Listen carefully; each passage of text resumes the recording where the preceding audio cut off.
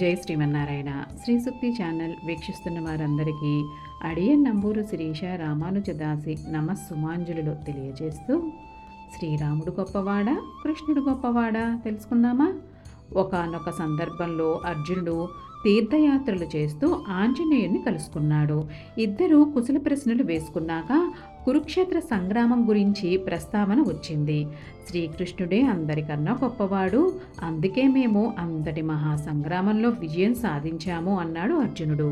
ఆంజనేయుడికి ఆ మాట నచ్చలేదు. మా ప్రభువైన రాముడి ముందు కృష్ణుడెంతటివాడు అన్నాడు హనుమ. మీ రాముడే అంతటి గొప్పవాడైతే సేతువును నిర్మించడానికి అల్పులైన మీ వానరుల సాయం ఎందుకు తీసుకున్నట్టు? తను ధనుర్విద్య కౌశలంతో వంతెనను నిర్మించవచ్చు కదా అన్నాడు అర్జునుడు. అర్జున, నీవు ధనుర్విద్యలో నిపుణుడివి కదా, నీ బాణాలతో సేతువును నిర్మించు, నేను దాని మీద నడిచి ముక్కలు ముక్కలు చేసేస్తాను.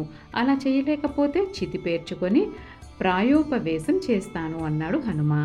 వంతెన కూలిపోతే నేను మంటల్లో పడి ప్రాణత్యాగం చేస్తాను అన్నాడు అర్జునుడు. ఇద్దరూ అందుకు సమ్మతించారు. అర్జునుడు కృష్ణ పరమాత్మను తలుచుకొని అప్పటికప్పుడు బాణాలతో వంతెనను నిర్మించాడు. హనుమ ఆ వంతెనపై అటు ఇటు నడిచాడు, గంతులు వేశాడు. చివరకు తన బలమంతా ఉపయోగించి కూలగొట్టేందుకు ప్రయత్నించాడు. వంతెన చెక్కు చెదరలేదు. హనుమ తన ఓటమిని అంగీకరిస్తూ పందెం ప్రకారం చితి పేర్చాడు.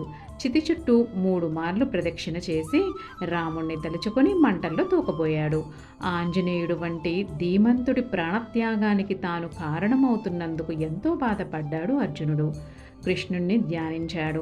ఇంతలో అక్కడికి వయోభారంతో బాగా వంగిపోయి చెవులు సరిగ్గా వినపడక, అడుగులు సరిగ్గా పడక, కళ్ళు సరిగ్గా కనపడక పండు ముసలివాడు వచ్చాడు. జరుగుతున్న తతంగానన్నింటినీ చూసి, ఏమయ్యా, ఏం జరుగుతుంది ఇక్కడ? ఎందుకైనా ప్రాణత్యాగం చేయాలనుకుంటున్నాడు అని అడిగాడు. ఇద్దరు తమ తమ ప్రతిజ్ఞల గురించి వివరించారు.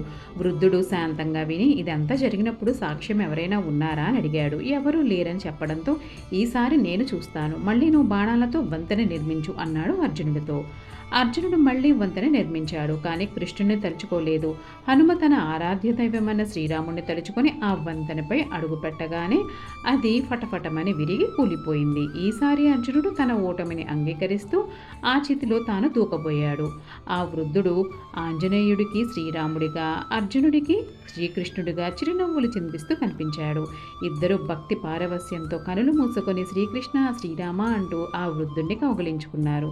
కళ్ళు తెరిచేసరికి ఆ వృద్ధుడు లేడు.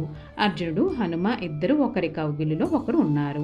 ఇద్దరు తమ తొందరపాటుకు అహంకారానికి సిగ్గుపడ్డారు. దీన్ని బట్టి మనం తెలుసుకోవాల్సింది ఏమిటి అంటే, మన జీవితంలో ఏది సాధించాలనుకున్నా మన ఇష్ట దైవాన్ని, జ్ఞాన గురువులను స్మరించుకుంటూ ముందుకు కొనసాగాలి. అప్పుడే అన్నింట విజయం. సర్వం శ్రీకృష్ణ అర్పణమస్తు. లోకా సమస్త సుఖినో భవంతు.